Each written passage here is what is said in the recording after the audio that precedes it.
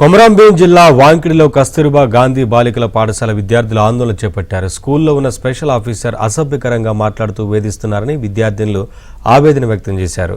తహసీల్దార్ కార్యాలయం వరకు ర్యాలీ చేశారు. స్పెషల్ ఆఫీసర్ను విధుల నుంచి తొలగించాలని డిమాండ్ చేశారు.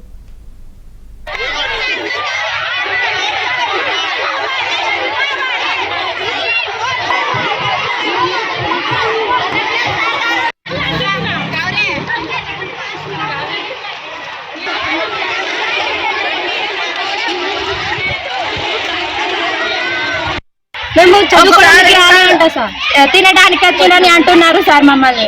అందుకే తనైనా వెళ్ళాలి, మేమైనా వెళ్ళాలి సార్.